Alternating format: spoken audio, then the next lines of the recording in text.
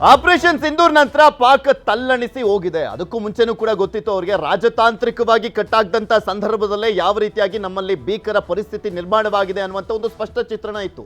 ಆದರೆ existence survive ವಿಚಾರ ಬಂದಂತ ಸಂದರ್ಭದಲ್ಲಿ ಸಹಜವಾಗಿ ಅಲ್ಲಿನ ಸೇನೆಯ ಆತ್ಮಬಲ ಕುಸಿಬಾರದು, ಅಸ್ಮಿತೆ ಅನ್ನುವಂಥ ಪ್ರಶ್ನೆ ಬಂದಂತ ಕಾರಣಕ್ಕೋಸ್ಕರ ನಾವು ಕೂಡ ಪ್ರತೀಕಾರವನ್ನ ತೀರ್ಸ್ಕೊಂಡ್ವಿ ಅನ್ನುವಂಥ ಮೆಸೇಜ್ ಅನ್ನ ಪಾಸ್ ಮಾಡುವಂತ ಪ್ರಯತ್ನ ಪಟ್ಟಂತೆ ಕಾಣಿಸ್ತಾ ಇದೆ. ಇನ್ನು ಆಪರೇಷನ್ ಸಿಂಧೂರ್ ನಂತರ ಪಾಕ್ ತಲ್ಲಣಿಸಿದೆ. ದಾಳಿ ನಿಲ್ಲಿಸುವ ಕುರಿತು ಪಾಕಿಸ್ತಾನ ಪೇಚಾಡ್ತಾ ಇರುವಂಥದ್ದು. ಸಾಕು ಸಂಘರ್ಷ, ದಾಳಿಗಳು, ದಯವಿಟ್ಟು ಬೆಂಬಲಿಸಿ ತನ್ನ ಅಂತಾರಾಷ್ಟ್ರೀಯ ಪಾರ್ಟ್ನರ್ಸ್ಗೆ ಮನವಿಯನ್ನು ಮಾಡಿಕೊಳ್ತಾ ಇದ್ದಾರೆ. ಅಕ್ಷರಶಃ ಭಿಕ್ಷೆ ಬೇಡುವಂತಹ ಪರಿಸ್ಥಿತಿಗೆ ತಲುಪಿರುವಂಥದ್ದು ಪಾಕಿಸ್ತಾನದ ಪ್ರಧಾನಿ ಶಹಬಾಜ್ ಬಂಕರ್ಗೆ ಶಿಫ್ಟ್ ಆಗಿದ್ದಾನೆ. ಸಾಲಕ್ಕಾಗಿ ಅಂತಾರಾಷ್ಟ್ರೀಯ ಪಾರ್ಟ್ನರ್ಸ್ಗೆ ಮನವಿಯನ್ನ ಮಾಡಿಕೊಳ್ಳಲಾಗ್ತಾ ಇದೆ. ಎಕ್ಸ್ನಲ್ಲಿ ಪೋಸ್ಟ್ ಬಳಿಕ ಖಾತೆ ಹ್ಯಾಕ್ ಅಂತ ಪ್ರಚಾರವನ್ನ ಮಾಡಲಾಗ್ತಾ ಇದೆ. ಪಾಕಿಸ್ತಾನಕ್ಕೆ ಅಲ್ ಖೈದಾ ಸಂಘಟನೆ ಬೆಂಬಲ ಕೊಟ್ಟಿದೆ. ಅವರಲ್ಲೇ ಯಾರು ಅಂತ ಅಲ್ ಖೈದಾ ಸಂಘಟನೆಯ ಉಗ್ರ ಒಸಾಮಾ ಬಿನ್ ಲಾಡೆನ್ ಹೊಸಕಾಕಲಾಗಿದೆ. ಇನ್ನ ಈ ಸಂಘಟನೆಯ ಅಸ್ತಿತ್ವ ಎಷ್ಟು ಮಟ್ಟಿಗಿದೆ ಅನ್ನುವಂಥ ಪ್ರಶ್ನೆ ಇದೆ. ತಪ್ಪಿನ ಮೇಲೆ ತಪ್ಪು ಮಾಡ್ತಾ ಇದೆ ಪಾಕಿಸ್ತಾನ. ಇದ್ರ ಬಗ್ಗೆ ಮಾತನಾಡೋಣ. ಮತ್ತು ಇಲ್ಲಿ ಸಹಜವಾಗಿ ಪಾಕಿಸ್ತಾನದ ಇರ್ರೆಲೆವೆನ್ಸ್ ಎಷ್ಟು ಮಟ್ಟಿಗಿದೆ ಜಗತ್ತಲ್ಲಿ ಅನ್ನುವಂಥದ್ದು ಎಲ್ರಿಗೂ ಗೊತ್ತಿರುವಂಥ ವಿಚಾರ. ಪಾಕಿಸ್ತಾನದ ಕೈಲಿ ಆಗೋದಿಲ್ಲ ಅನ್ನುವಂಥದ್ದು ಅಲ್ಲಿನ ಜನಕ್ಕೂ ಕೂಡ ಗೊತ್ತಿರುವಂಥ ವಿಚಾರ ಇದು.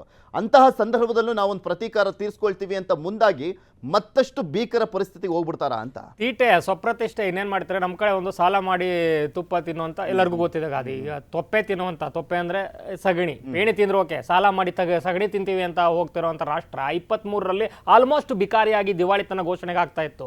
0.23ವರೆಗೆ GDP ಹೋಗಿ ಆವಾಗ 25,000 ಕೋಟಿ ಕೊಟ್ಟು ವಿಶ್ವ ಬ್ಯಾಂಕ್ ಇವ್ರನ್ನ ಉಳಿಸಿದ್ದು. ಅದು ಯಾತಕ್ಕೋಸ್ಕರ ಕೊಟ್ಟಿದ್ದು? ಬದುಕಳ್ಳಿ, ಅನ್ನ ಇಲ್ಲ ನಿಮಗೆ ತಿನ್ನಕ್ಕೆ, ಗೋಧಿ ಇಲ್ಲ, ಬಟ್ಟೆ ಇಲ್ಲ ಉಡಕ್ಕೆ, ಮಲಗಕ್ಕೆ ಮನೆ ಇಲ್ಲ ಅನ್ನೊಂದು ಲೆಕ್ಕಾಚಾರಕ್ಕೆ ಕೊಟ್ಟೆ. ಇವ್ರು ಅದನ್ನು ತಗೊಂಬಂದು ಉಗ್ರರನ್ನ ಸಾಕ್ತೀವಿ, ನಾವು ಭಾರತದ ವಿರುದ್ಧ ಬಳಸ್ಕೋತೀವಿ ಅಂತಂದ್ರೆ ಮತ್ತೇನಾಗುತ್ತೆ? ಇವತ್ತು 9ನೇ ತಾರೀಕು ವಿಶ್ವ ಬ್ಯಾಂಕಲ್ಲಿ ಒಂದು ಇಂಪಾರ್ಟೆಂಟ್ ಮೀಟಿಂಗ್ ಇತ್ತು. ಯಾವ ಕಾರಣಕ್ಕೆ? ವರ್ಲ್ಡ್ ಬ್ಯಾಂಕಲ್ಲಿ ಕೂಡ ಮೀಟಿಂಗ್ ಇತ್ತು. ಯಾವ ಕಾರಣಕ್ಕೆ? ಇವರಿಗೆ ಆಲ್ಮೋಸ್ಟ್ 11ರಿಂದ 12,000 ಕೋಟಿ ಇವತ್ತು ಒಂದು ಕಂತು ರಿಲೀಸ್ ಆಗಬೇಕಿತ್ತು. ಆದರೆ ನಿನ್ನೆ ಸಂಜೆನೇ ವರ್ಲ್ಡ್ ಬ್ಯಾಂಕ್ನ ಮುಖ್ಯಸ್ಥರ ಜೊತೆ ಪ್ರಧಾನಿ ನಿವಾಸದಲ್ಲಿ, ಮೋದಿ ಅವ್ರ ನಿವಾಸದಲ್ಲಿ ಭೇಟಿಯಾಗಿದೆ. ಯಾಕೆ ಕೊಡ್ತೀರಾ ಅವ್ರಿಗೆ ದುಡ್ಡನ್ನು? ವಿಶ್ವಸಂಸ್ಥೆನ ಹಾಳು ಮಾಡ್ಲಿಕ್ಕೆ? ಅಥವಾ ನಿಮ್ಮ ಉದ್ದೇಶ ಏನು? ನೀವು ಸಹಬಾಳ್ವೆಗಾಗಿ, ಅಭಿವೃದ್ಧಿಗಾಗಿ, ಪ್ರಗತಿಗಾಗಿ, ಜನರ ಒಳಿತಿಗಾಗಿ ದುಡ್ಡು ಕೊಡಿ. ಅವ್ರು ಯಾತಕ್ಕೋಸ್ಕರ ಬಳಸ್ತಾ ಇದ್ದಾರೆ ಅನ್ನುವಂಥ ಒಂದು ಮೆಸೇಜನ್ನು ಫರ್ಮಾಗಿ ಹೇಳಿದೆ ಭಾರತ.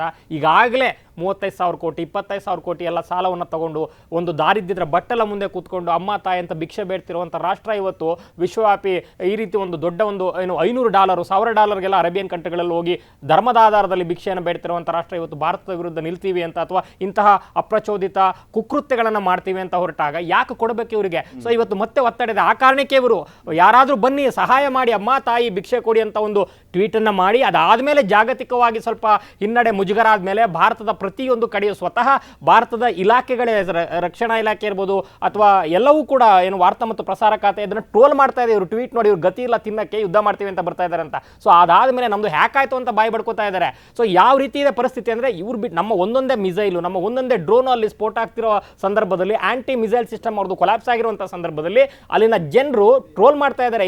ಈ ಶರೀಫ್ಗೆ ಬುದ್ಧಿ ಇದೆಯಾ? ಶಹಬಾಜಿಗೆ ಬರೀ ಮಾತಾಡ್ತಾರೆ. ಇವರು ಮಾತಾಡೋಷ್ಟೊತ್ತಿಗೆ 3 ಮಾತಾಡೋಷ್ಟೊತ್ತಿಗೆ 6 ಸಲ ಬಂದು ಹೊಡೆದೋಗಿರ್ತಾರೆ ಭಾರತದವರು ಅಂತ ಟ್ರೋಲ್ ಪದೇ ಪದೇ ಅಲ್ಲಿನ ಪಾಕಿಸ್ತಾನಿಯರು ಮಾಡ್ತಾ ಇದ್ದಾರೆ. ಸೊ ಅತ್ಯಂತ ಬಿಕಾರಿ ಪರಿಸ್ಥಿತಿಯಲ್ಲಿ ಇದ್ರೂ ಕೂಡ ಅವರ ಒಂದು ಪೌರುಷ, ಮಾತಿನ ಮಲ್ಲತನ ಏನಿದೆ, ಆ ಮಾತಿನ ಮಲ್ಲರ ಒಂದು ಪೌರುಷ ನಿಂತಿಲ್ಲ. ಸೊ ಇವತ್ತು ಕೂಡ ಇಡೀ ವಿಶ್ವದ ಮುಂದೆ ಭಾರತ ಮತ್ತೊಮ್ಮೆ ಮಗದೊಮ್ಮೆ ಸಾರಿ ಹೇಳ್ತಾ ಇದೆ, ಇವರಿಗೆ ನೀವು ಕೊಡುವಂಥ ಒಂದೊಂದು ರೂಪಾಯಿಯೂ ಕೂಡ ನೆಲದ ಮಣ್ಣನ್ನು ರಕ್ತದಿಂದ ಏನು ಮಿಶ್ರಣ ಮಾಡಲಿಕ್ಕೆ ಅನುಕೂಲ ಆಗುತ್ತೆ, ಕೊಡಬೇಡಿ ಅನ್ನುವಂಥ ಮೆಸೇಜ್ ಅನ್ನು ಸ್ಟ್ರಾಂಗ್ ಆಗಿ ಕೊಡ್ತಾ ಇದೆ.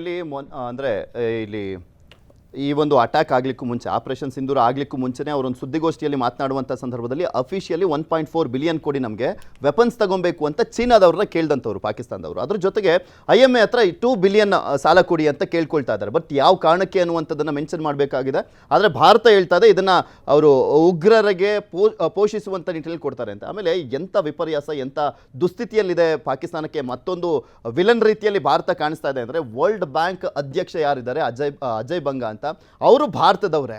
ಸೊ ಅವ್ರನ್ನ ಕನ್ವಿನ್ಸ್ ಮಾಡಲಾಗಿದೆ ಅಲ್ಲಿ ಯಾವುದೇ ರೀತಿಯಲ್ಲೂ ಕೂಡ ಸಾಲ ಕೊಡಬಾರ್ದು ಅಂತ. ಅಫ್ಕೋರ್ಸ್ ನೋಡಿ, ವೆರಿ ಗುಡ್ ಕ್ವಶನ್. ಇವತ್ತು ವಾಷಿಂಗ್ಟನ್ನಲ್ಲಿ ಇಂಡಿಯನ್ IMF ಇವತ್ತು ಸಭೆ ನಡೆಸ್ತಿದೆ. ಅಂದರೆ ಸುಮಾರು 1.3 ಬಿಲಿಯನ್ ದುಡ್ಡು, ಅಂದರೆ 11,500 ಕೋಟಿ ಸಾಲವನ್ನು ಅಂತಾರಾಷ್ಟ್ರೀಯ ಬ್ಯಾಂಕ್ನಿಂದ ಸಾಲ ಪಡೀಲಿಕ್ಕೆ ಪಾಕಿಸ್ತಾನ ಬೇಡಿಕೆಯನ್ನು ಇಟ್ಟಿರ್ತಕ್ಕಂಥದ್ದು. ಇದರ ಬೆನ್ನಲ್ಲೇ IMF ಇವತ್ತು ವಾಷಿಂಗ್ಟನ್ನಲ್ಲಿ ಇವತ್ತು ಸಭೆಯನ್ನು ನಡೆಸ್ತಿರ್ತಕ್ಕಂಥದ್ದು.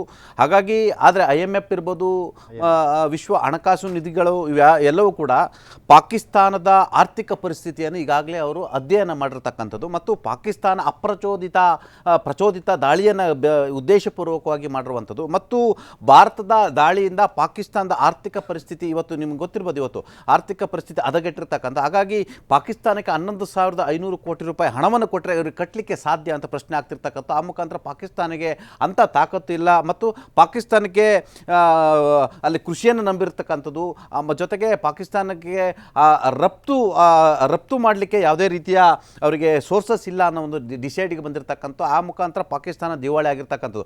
ಭಾರತದಂಥ ಅತಿ ದೊಡ್ಡ ಆರ್ಥಿಕ ವ್ಯವಸ್ಥೆಯನ್ನು ಹೊಂದಿರತಕ್ಕಂಥ ರಾಷ್ಟ್ರದ ಮುಂದೆ ಪಾಕಿಸ್ತಾನ ಎಲ್ಲೊಂದು ಕಡೆ ಆರ್ಥಿಕ ಪರಿಸ್ಥಿತಿ ಹದಗೆಟ್ಟಿರ್ತಕ್ಕಂಥ ಪಾಕಿಸ್ತಾನ ಯುದ್ಧಕ್ಕೆ ನಿಂತಿರ್ತಕ್ಕಂಥದ್ದು.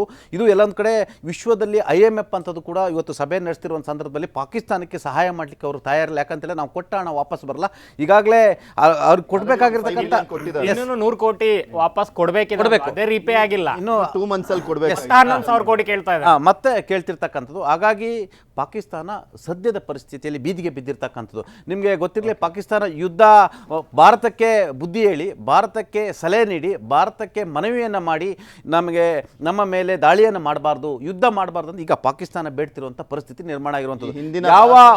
ಯಾವ ಭಯೋತ್ಪಾದನೆ ಅದನ್ನ ತಗೊಳ್ತಾರೆ ಚೀನಾನು ಕೂಡ ಬಲೂಚಿಸ್ತಾನದಲ್ಲಿ ಸಿಕ್ಕಾಬಟ್ಟೆ ಮೈನಿಂಗ್ ಮಾಡಬಹುದು, ಫ್ಯಾಕ್ಟರಿ ಸೆಟಪ್ ಮಾಡಬಹುದು ಅಂತ ದುಡ್ಡು ಕೊಡ್ತು. ಬಟ್ ಬಲೂಚಿಸ್ತಾನ ಇವತ್ತು ಏನಾಗಿದೆ, ಓಡಿಸ್ತಾ ಇದ್ದಾರೆ. ಅಲ್ಲಿನ ಚೀನಾ ಟ್ರಕ್ಗಳನ್ನ, ಚೀನಾ ಸೈನಿಕರನ್ನೇ ಹೊಡೆದಾಗ್ತಾ ಇದ್ದಾರೆ. ಯಾವ ಶ್ಯೂರಿಟಿ ಮೇಲೆ ಇವರು ಅಮೆರಿಕ ಎಷ್ಟು ಮಟ್ಟಿಗೆ ಸಪೋರ್ಟ್ ಮಾಡುತ್ತೆ ಅನ್ನೋಂತ ನೋಡೋದಾದ್ರೆ ಅಲ್ಲಿನ ಉಪಾಧ್ಯಕ್ಷ ಇಲ್ಲಿದ್ದಂತ ಸಂದರ್ಭದಲ್ಲೇ ನರಮೇಧ ಆಗಿದ್ದು.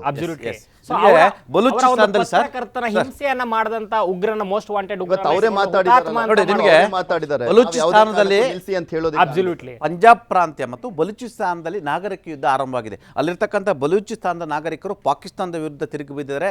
ಬಹುಶಃ ಭಾರತ ಏನಾದರೂ ಮನಸ್ಸು ಮಾಡಿದ್ರೆ 1917 ತರ ಏನಾದರೂ ಕ್ರಾಂತಿ ಆದ್ರೆ ಬಲೂಚಿಸ್ತಾನ ಜಲ ಒಪ್ಪಂದದ ವಿಚಾರದಲ್ಲೂ ಕೂಡ IMF ಹೇಳ್ಬಿಟ್ಟಿದೆ, ನಾವು ಇಂಟರ್ವೆನ್ ಮಾಡೋ ಸಂದರ್ಭನೇ ಇಲ್ಲ, India will take care of it self ಅನ್ನೋ ರೀತಿ ಹೇಳಿ. ಸೊ ಒಂದು ಕಡೆ ನಿಮಗೆ ದುಡ್ಡಿಲ್ಲ, ತಿನ್ನಕ್ಕೆ ಅನ್ನ ಇಲ್ಲ, ಉಡಕ್ ಬಟ್ಟೆ ಎಲ್ಲ, ತೊಳೆಯಕ್ಕೆ ನೀರು ಇಲ್ಲ ಅನ್ನೋ ಒಂದು ಪರಿಸ್ಥಿತಿಯನ್ನು ಈಗಾಗಲೇ ಕ್ಲಿಯರ್ ಆಗಿ ಕೊಟ್ಟಿರುವಂತದನ್ನ ನೋಡಬಹುದು ಇವತ್ತಿನ ಬೆಳವಣಿಗೆ. ಬಲೂಚಿಸ್ತಾನದಲ್ಲಿ ಕೂಡ ಅಲ್ಲಿ ಪಾಕಿಸ್ತಾನದ ಸರ್ಕಾರ ತನ್ನದೇ ಸರ್ಕಾರದ ವಿರುದ್ಧ ಅಲ್ಲಿನ ನಾಗರಿಕರು ವಿರೋಧ ವ್ಯಕ್ತಪಡಿಸಿರ್ತಕ್ಕಂಥದ್ದು. ಲಿಬರೇಷನ್ ಆರ್ಮಿಗೆ ಆಲ್ರೆಡಿ 15 ಈಗಾಗಲೇ ಫ್ಲಾಗ್ ಹೋಸ್ಟ್ ಮಾಡಾಗಿದೆ. ಬಹುತೇಕ ಕಡೆಗಳಲ್ಲಿ ಸಪೋರ್ಟ್ ಕೂಡ ಮಾಡ್ತಾರೆ. ಅಡ್ವಾನ್ಸ್ಡ್ ಆಗಿದ್ದಂತ ಒಂದು ಏನು ಎಕಾನಮಿಗೆ ತಿಕ್ಕಾಗಿ ಒಂದು ಇದ್ದಂತ ಸಪೋರ್ಟಿವ್ ಆಗಿದ್ದಂತ 100 ಏನು ಬಾವಿಗಳು ಏನಿದ್ವು, ಆಯಿಲ್ ಬಾವಿಗಳು, ಅದನ್ನ ಗ್ಯಾಸ್ ಬಾವಿಗಳಿದ್ದಂತ ಮೇನ್ ಗ್ಯಾಸ್ ಫೀಲ್ಡ್ ಅನ್ನು ಕೂಡ ನೆನ್ನೆ ವಶಪಡಿಸಿಕೊಂಡಿದೆ.